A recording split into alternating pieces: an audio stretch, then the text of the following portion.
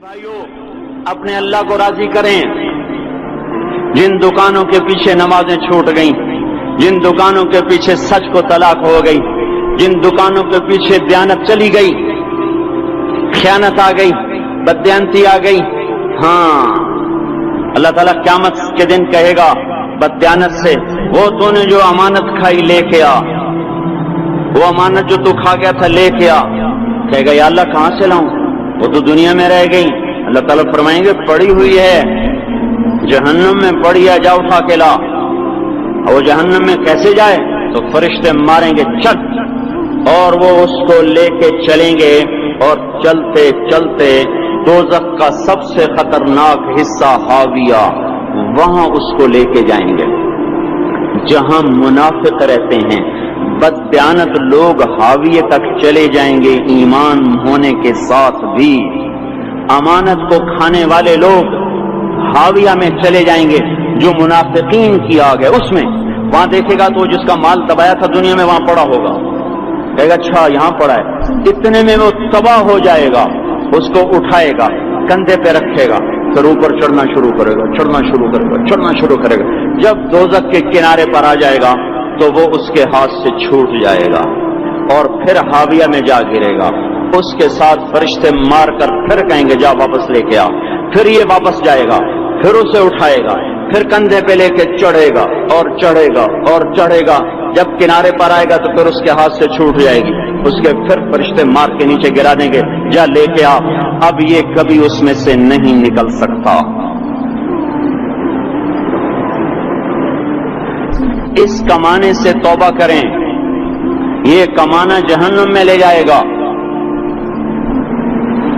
اور ادھر دوسری سنو، سَيَعْلَمُونَ الْيَوْمَ مَنْ أَصْحَابُ الْكَرَمِ، ایک فرشتہ اعلان کرے گا آج پتہ چلے گا عزت والے کون ہیں، آج پتہ چلے گا عزت والے کون ہیں.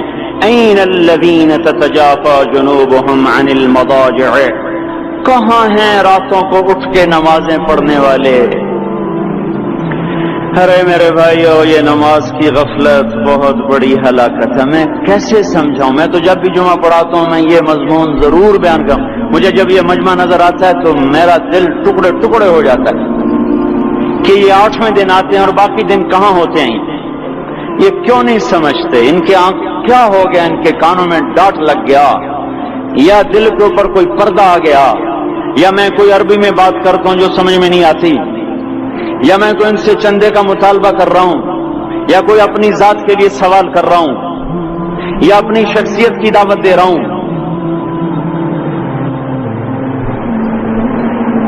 آج نماز عزت دلائے گی. سب سے پہلا اعلان ہوگا کہاں، آج پتہ چلے گا عزت والے کون ہیں، کہاں ہیں راتوں کو اٹھ کے نماز پڑھنے والے اور اللہ کے نام پہ خرچ کرنے والے. صرف نماز نہیں، زکوٰۃ بھی دینی پڑے گی. پیسہ ہے زکوٰۃ نہیں دے رہے، پیسہ ہے اللہ کے نام پہ خرچ نہیں کر رہے. بھائیو اللہ کے نام پہ خرچ کرنا سیکھیں، اللہ کے واسطے اپنے آپ کو سادگی پہ لائیں اور اللہ کے نام پہ لٹانا سیکھیں. اللہ آپ کی نسلوں کو واپس کرے گا، صرف آپ کو نہیں، آپ کی نسلوں کو واپس کرے گا. آپ اللہ کو قرضہ دے رہے ہیں، کسی ایسے ایرے غیر کو قرضہ نہیں دے رہے. یہاں مسجدیں والے چندے مانگ رہے، بھائی مسجد کو چندہ دو. مدرسوں والے چندے مانگ رہے، مدرسوں کو چندے دو. یہ تو مسلمان کی غیرت کے خلاف ہے کہ اللہ کے گھر میں مسجد کے لیے چندہ مانگا جائے. اور کہیں صندوقچیاں پھرا رہے، کہیں وہ جھولیاں. ایسی مجھے شرم آتی ہے. یہ کرنے والوں پر بھی میں کیا کہوں، ان کی عقلوں پہ بھی پردہ ہے کہ اللہ کے گھر میں مخلوق کے سامنے جھولی پھیلاتے ہیں. اور پھر ان مسلمانوں کی آنکھوں پر بھی پردہ ہے کہ ان کو غیرت نہیں آتی کہ مسجد کے لیے جھولی پھیلائی جا رہی ہو، اور یہ گھروں میں اچھا خاصا کھاتے پیتے ہوں اور مسجد کے لیے جھولی پھیلائی جائے اور مسجد کے لیے صندوق رکھے جائیں اور ہر نماز کے بعد مدرسے کے لیے لوگ چندہ مانگ رہے ہوں. یہ ایمانی اور غیرت کے خلاف، مسلمان کی سخاوت کے خلاف ہے کہ اس طرح مسجد کے لیے جھولیاں پھریں اور مسجد کے لیے صندوق پھریں. ہم تو اللہ کے نام پہ بے دھڑک لگائیں. اقیموا الصلاۃ وآتوا الزکاۃ، اقیموا الصلاۃ وآتوا الزکاۃ 67 دفعہ یہ حکم چلا ہے، اور ہر دفعہ زکات کے ساتھ نماز نماز زکات زکات نماز نماز زکات زکات نماز۔ نماز پڑھنے والے زیادہ ہیں نسبتاً زکات دینے والوں سے، زکات دینے والے تھوڑے ہیں، پیسہ جاتے ہوئے جان جاتی۔ ہمیں نہ دو، اپنے غریب رشتہ داروں کو تلاش کر کے دیں، اپنے غریب رشتہ داروں کو، اپنے غریب پڑوسیوں کو۔ آج جو صحیح دیانتدار تنخواہ دار ہے وہ بھی مستحق زکات ہے اگر وہ دیانتدار ہے تو۔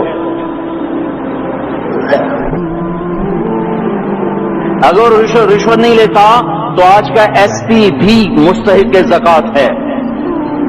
میرا دوست ایس پی کہنے لگا میں زکات کا مستحق ہوں، حالانکہ میں ملتان کا ایس پی ہوں، کہ 15 دن میرے گھر میں کبھی سالن پکتا ہے کبھی نہیں پکتا۔ اپنے اوپر صرف خرچ کرنا، بچے کو کھلونے کی خواہش تھی، 1000 روپے کے کھلونے لے کے دے دیے، کیا ظلم ہے یہ؟ 1000 روپے کے کھلونے بچے کو لے کے دے دیے، کیا اللہ نہیں پوچھے گا کہ اس 1000 روپے کسی غریب کے گھر کا دیا جل سکتا تھا اور کسی کے غریب کا ایک ہفتہ گزر سکتا تھا، تیرے کسی مسکین رشتہ دار کے گھر میں بھی کچھ سالن پک سکتا تھا۔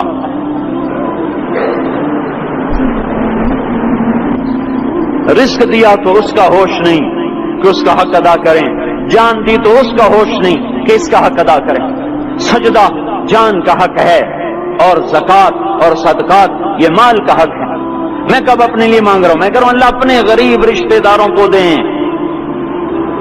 ان کو تلاش کریں اللہ کے واسطے۔ اپنی بیویوں سے پوچھو سونے کی زکات دی ہے؟ دے ورنہ تو خود پکڑی آئے گی، تیرا زیور تیرے لیے گنجا سانپ بن کے تیری زبان کو ڈسے گا۔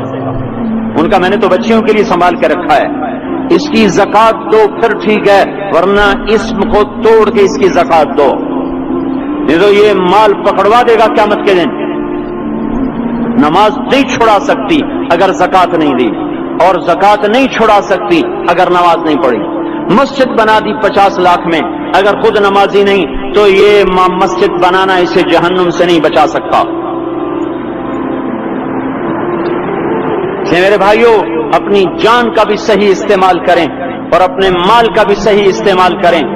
ہم ایسے اندھے نہیں ہیں کہ جو بچے نے چاہا لا کے دے دیا، جو بیگم نے مانگا اٹھا کے دے دیا، نہیں نہیں، ہم پہلے دیکھیں گے۔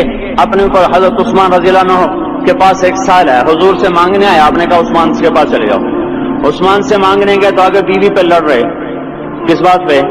یوں کہہ رہے وہ باہر چھوٹے چھوٹے گھر ہوتے تھے تو باہر آواز آ رہی، بیوی کو کہہ رہے اللہ کی بندی رات تو نے چراغ میں بتی موٹی ڈال دی، وہ بتی ڈالتے تھے نا اس کی روئی کی، تو تیل زیادہ جل گیا، تو یہ کہنے لگے یہ کس کنجوس کے پاس بھیج دیا؟